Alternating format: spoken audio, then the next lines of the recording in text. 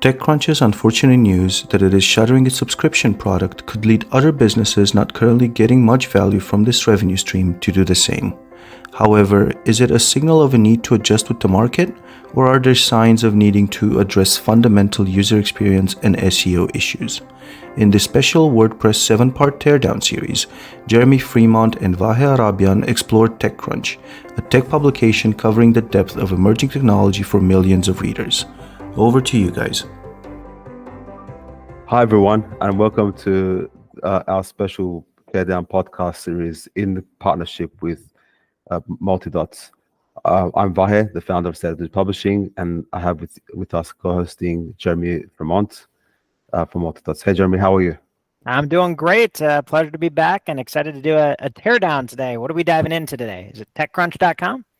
Yeah, that's it. You can see on our screen. So we're looking at pretty much TechCrunch, which is the darling of the tech news space, and not only looking at, we're going to be looking at a few things, more looking at how the infrastructures helped them set up to diversify their business, because traditionally they were an event business.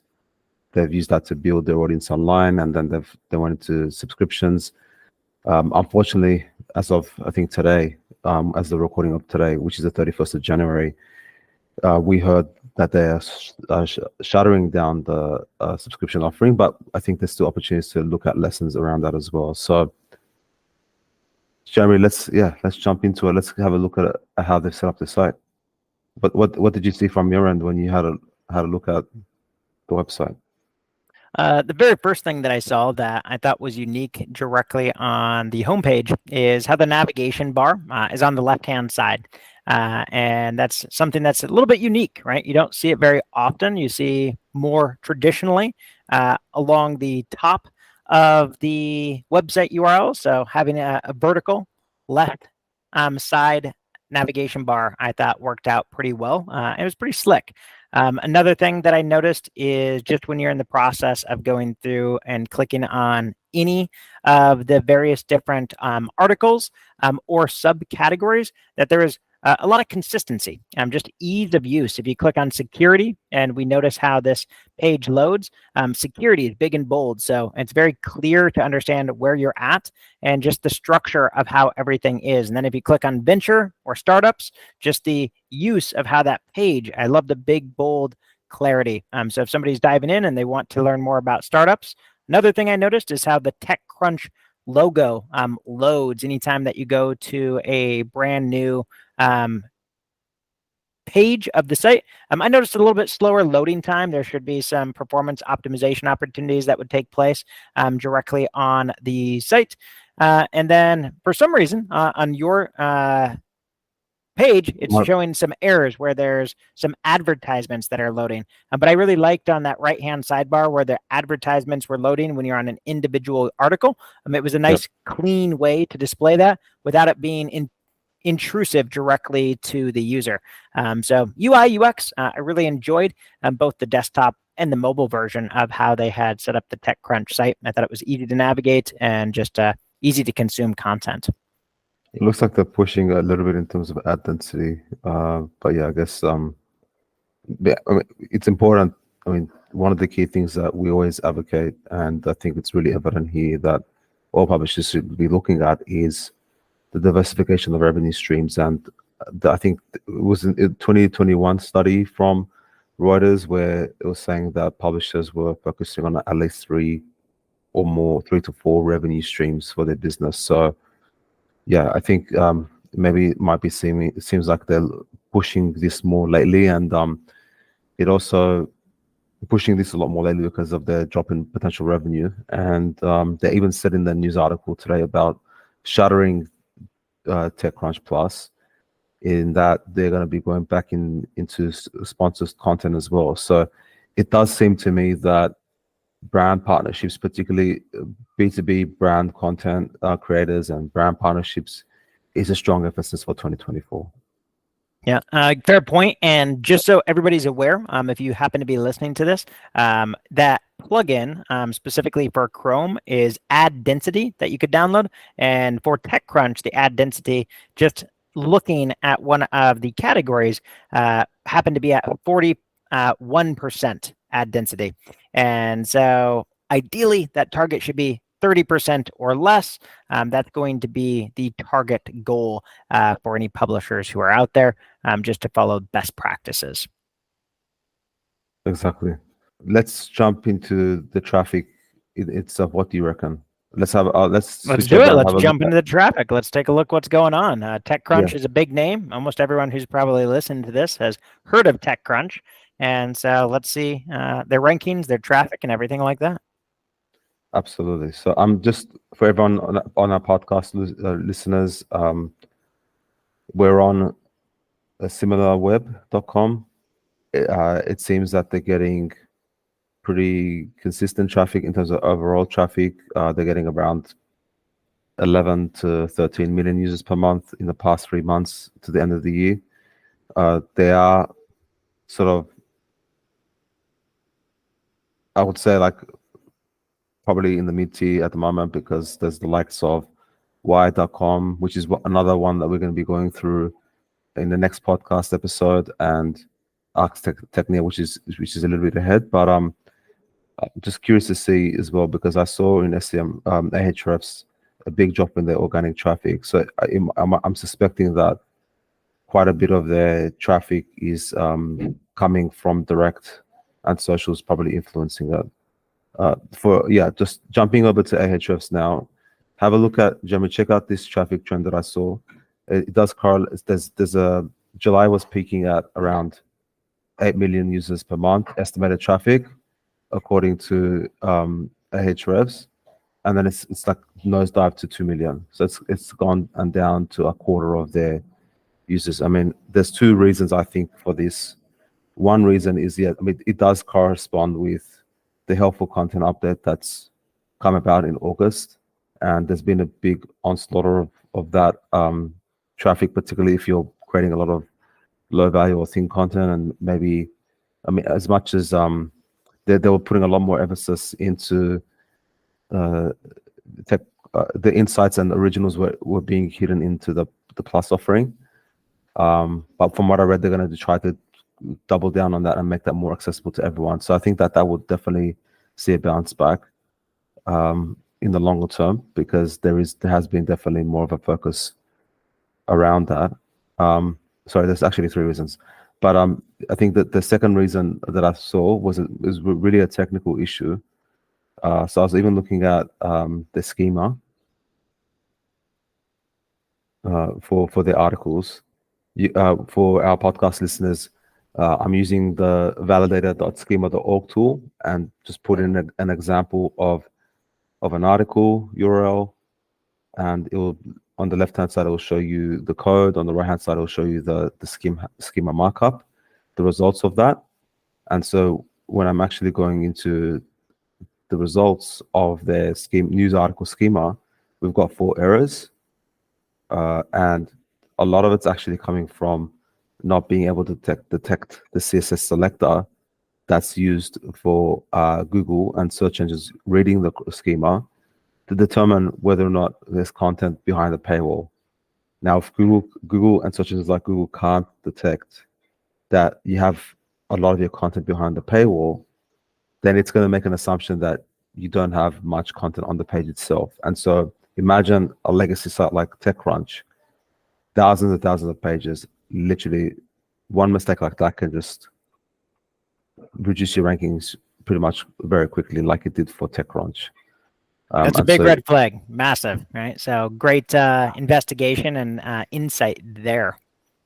Yeah, it's something. I mean, schema in some aspects isn't as heavily weighted on, but for paywall SEO, it's essential. It makes the difference between night and day in terms of your content visibility and your traffic.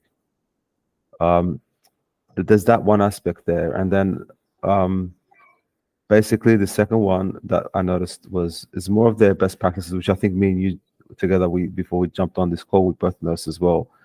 It's more about the best practices of the URL structure and how they're using that to update their content. So if we compare, for our podcast listeners, I'm just going into the organic keywords report in Ahrefs.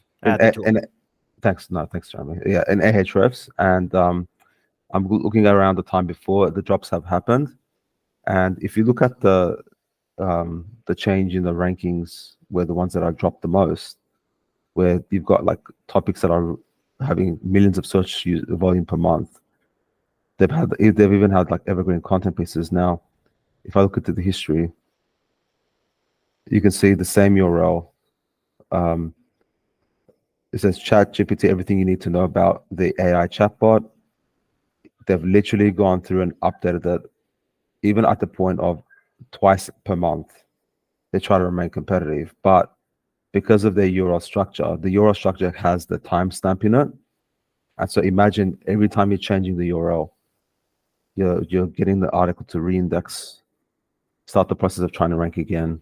And because there is not that equity that's being built up because of maybe when it originally came out, how other publications or other bloggers or content creators are producing the content, you're going to see that rankings literally dissipate. And so, we can see when there was another on the screen here, it's showing the history of the algorithm updates around October. Like Google's just given up. They've changed this so many times, and now it's just like barely ranking anymore for the very competitive topic like ChatGPT, where they've probably even I think the latest date where they've updated it was yesterday. Just even yesterday, they updated 10 hours ago, and there's no effect in that update anymore. That was pretty shocking. That was pretty surprising to me, to be honest. Not to sound negative, but that was a bit surprising to me, and something that you have to be really careful of when you keep considering refurbishing your content. And for any publishers who are out there, it's obviously great to refresh your content. But when you're refreshing your content, right, you can have two different dates on the page. And I've seen one of this being the best practices, where it says originally published date. And then there is another section that is latest updated date. But that lives directly within the content of the article itself. When you're updating it, it should not adjust, as far as best practices is concerned, the URL string. So in this case, the URL string happens to be TechCrunch.com/year, so 2024, /month 1, /30, the day that it would be updated, and then / the actual name of the article.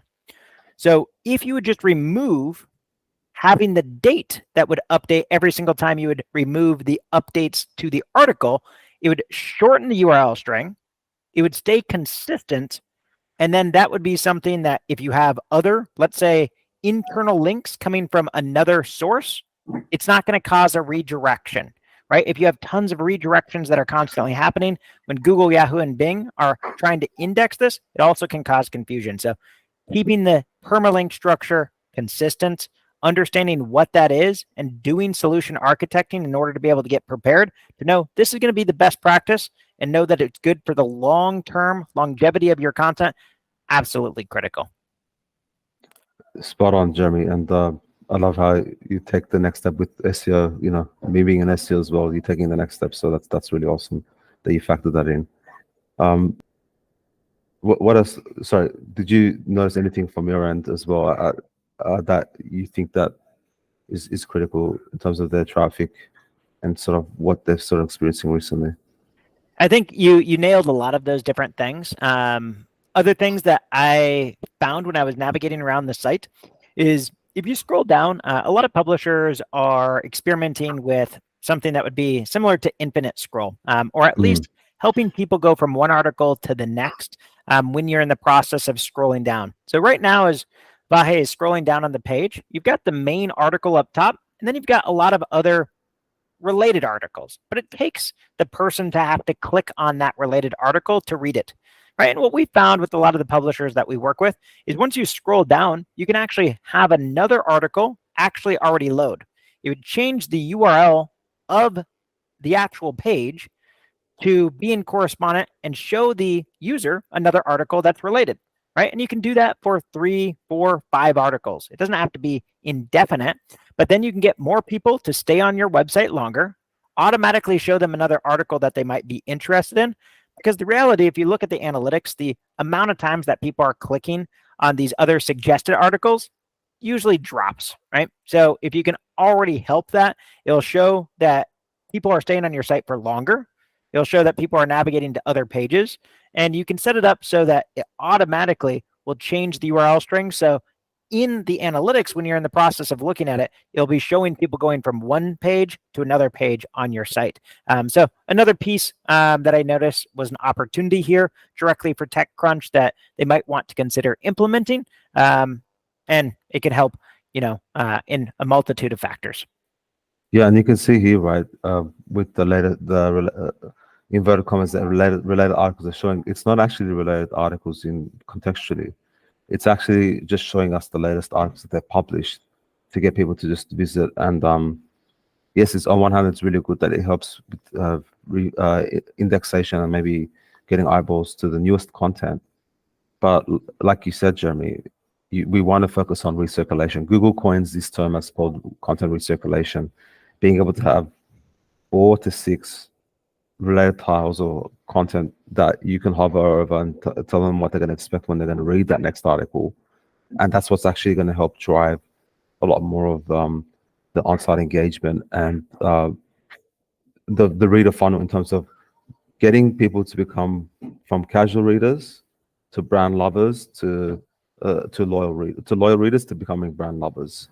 Because every time you go from casual to the brand lovers, it's actually going from, the statistic was saying like from 80% of readers from 2 to 10% of your readers are going to become brand loyal lovers. And particularly for a subscription product, that's going to be the most critical acquisition strategy that you have to be able to articulate and demonstrate for the USB, because they will be able to actually see what they're going to expect if they sign up to subscribe. So it actually, there was also another statistic that they were saying that before it used to be like, even 5-6 years ago, it used to be 6 pieces to actually convert. Now it's 12 pieces to actually convert. It's taking longer for people to, in the B2B space, to convert when they want to read their content.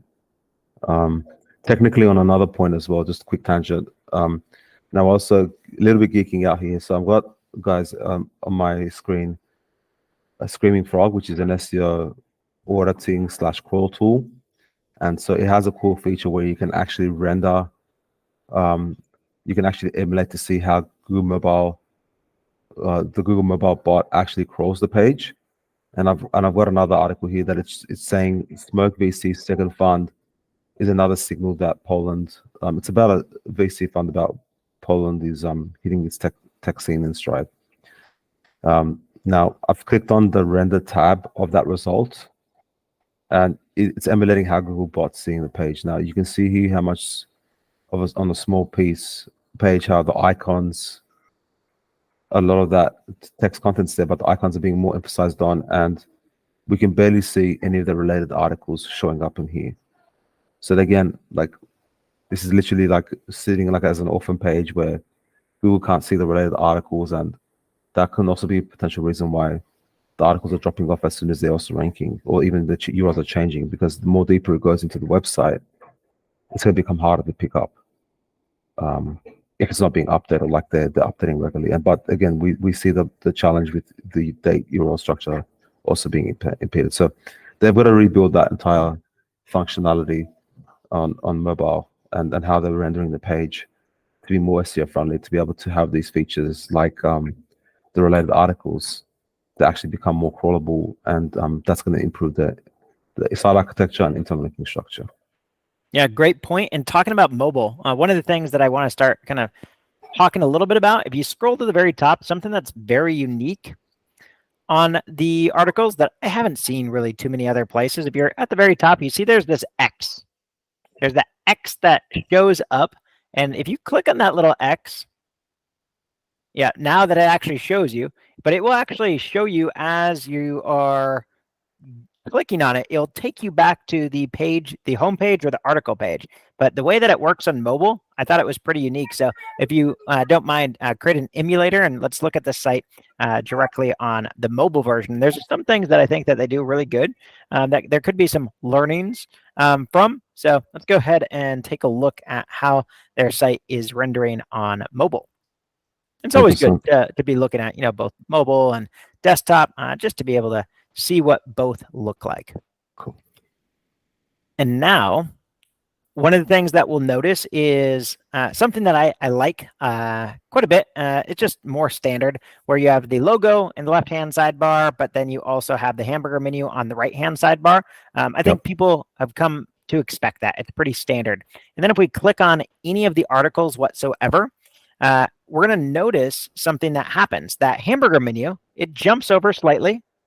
And then there is something as we scroll down, there is a circle with an X that actually appears.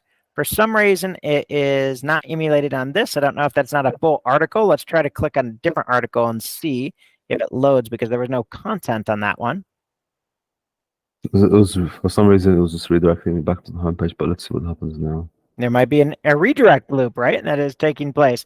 So now it automatically is showing us that we've read the article. That's what that checkbox is showing. So the emulator is not working correctly as it should, but technically that is a little X.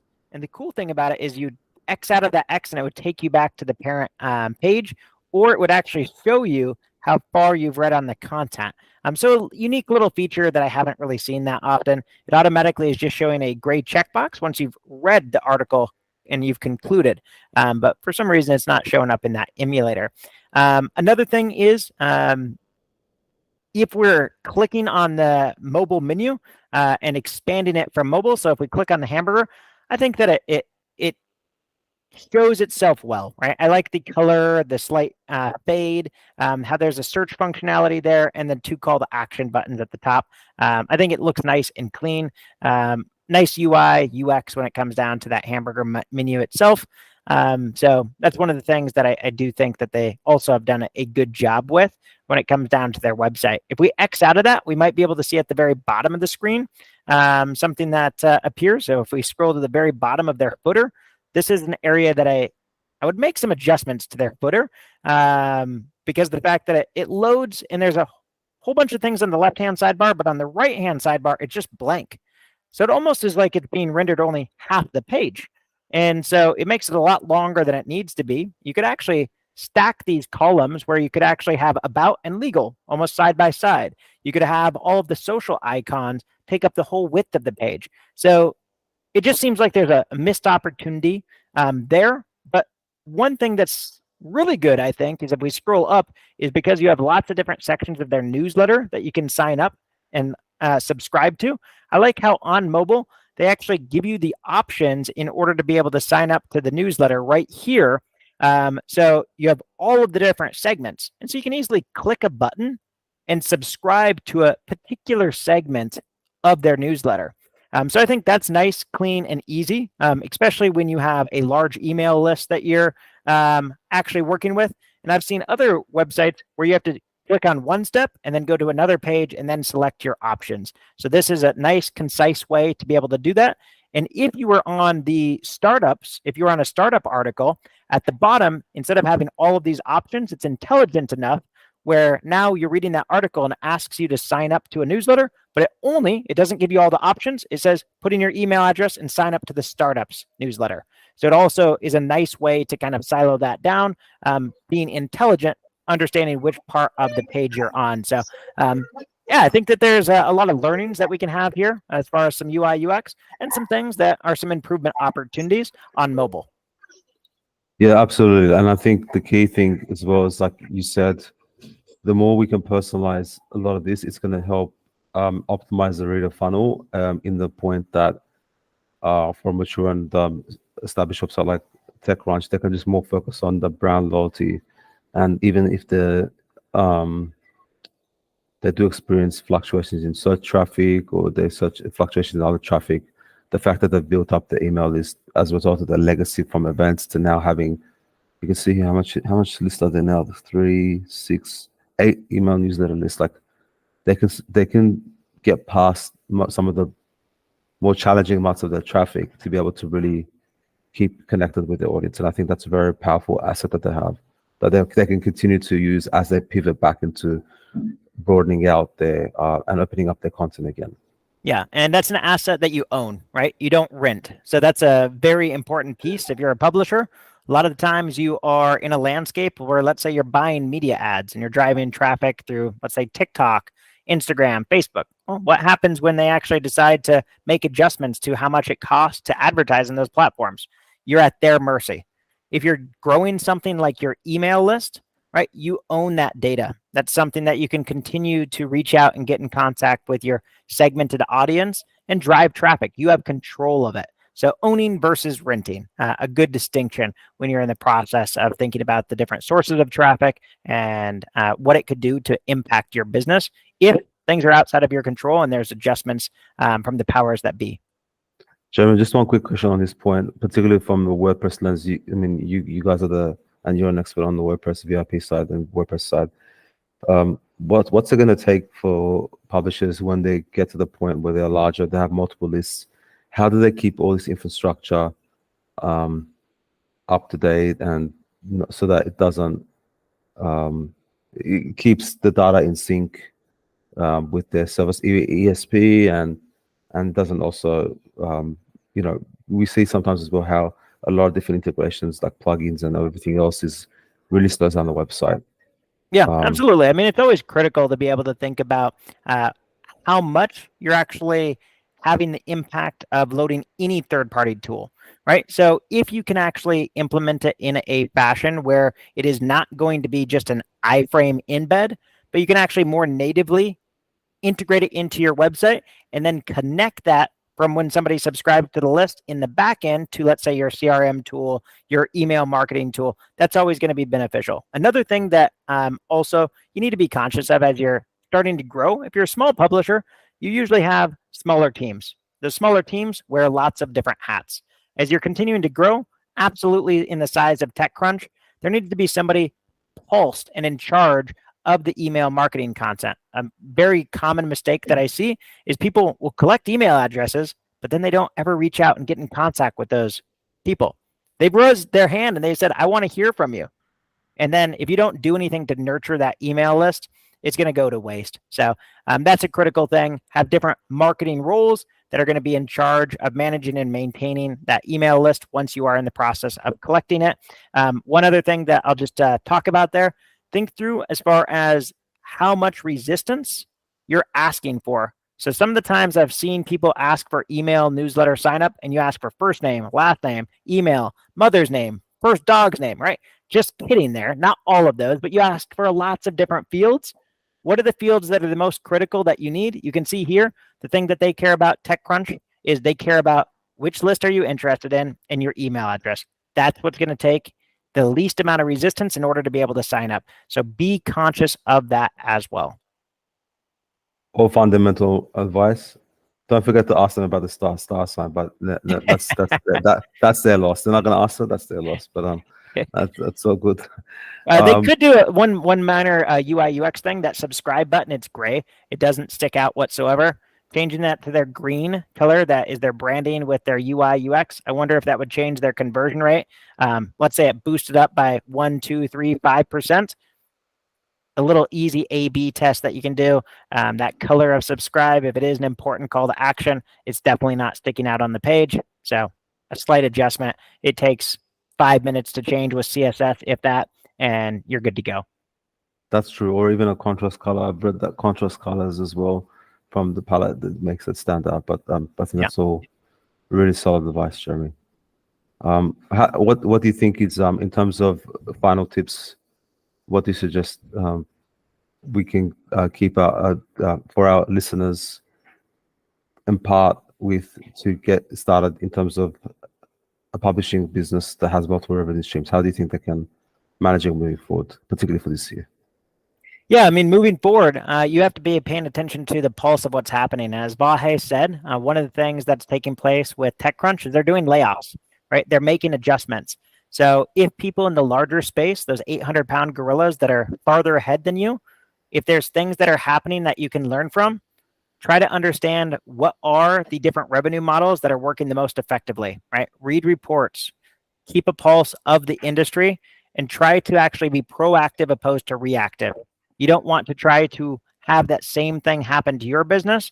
So if there's learnings that we've talked about from this podcast or from the video that you're watching, try to implement it. just do a mental audit. Ask your team to do an audit. Are you making any of these same mistakes?